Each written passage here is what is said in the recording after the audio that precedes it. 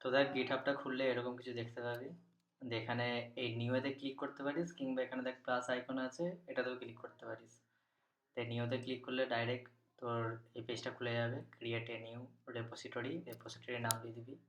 আমার হচ্ছে যে অটোমেটিক স্ক্রল হবে একটা পেজ, সেটা আমি আপলোড করবো এখন। অটো স্ক্রল আরও একটা সেকশন, এটা অলরেডি আছে, তাহলে অটো স্ক্রল কোম্পানিস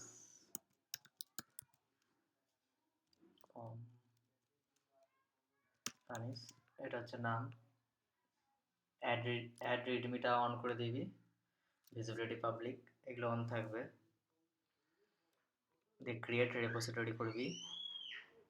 দিয়ে তারপরে হবে হচ্ছে যে একটা নতুন পেজ খুলে যাবে, এখানে চলে আসবে অ্যাড ফাইল বলে। আপলোড ফাইলসে ক্লিক করবি। দিয়ে এখানে বলছে drag files here to add them to your repository. দিয়ে ফাইন্ডার খুলবি, মানে তোর ফাইল ম্যানেজার খুলবি, যে ফোল্ডারটা আছে সেটাকে ওপেন করে সব ড্র্যাগ অ্যান্ড ড্রপ করে দিবি। দিয়ে কিছুক্ষণ অপেক্ষা করবি যতক্ষণ না আপলোড কমপ্লিট হচ্ছে। দিয়ে আপলোড কমপ্লিট হওয়ার পর নিচে আসবি, কমিট চেঞ্জেসে ক্লিক করবি। যে তোর প্রজেক্ট এখানে সম্পূর্ণভাবে আপলোড হয়ে গেছে। এরপর হোস্টিং লিঙ্ক জেনারেট করার জন্য সেটিংসে যাবি। লেফট সাইডে প্যানেলে আছে পেজেস,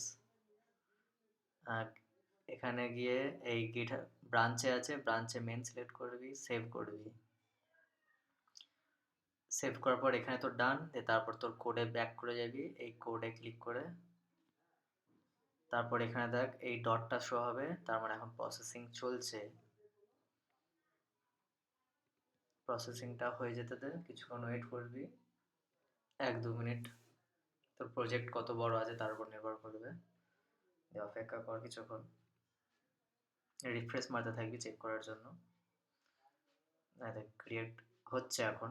এই রাইট সাইডের নিচে দেখ ডিপ্লয়মেন্টস বলে গিটহাব পেজেস, এটা এখন ক্রিয়েট হচ্ছে, হয়নি এখনো।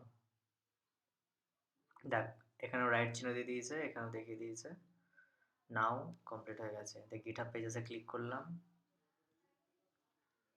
এখানে লাস্ট ডিপ্লয়েড নাও এই লিঙ্কটা দেখিয়ে দিয়েছে। এই লিঙ্কটা হচ্ছে তোর হোস্টিং লিঙ্ক, এটাতে ক্লিক করবি, তোর পেজটা খুলে যাবে। আর এই পেজটা তুই আর এই লিঙ্কটা তুই সব জায়গায় শেয়ার কর, সবাই সেটা দেখতে পাবে। এটুকুই ছিল, আর কিছুই নেই।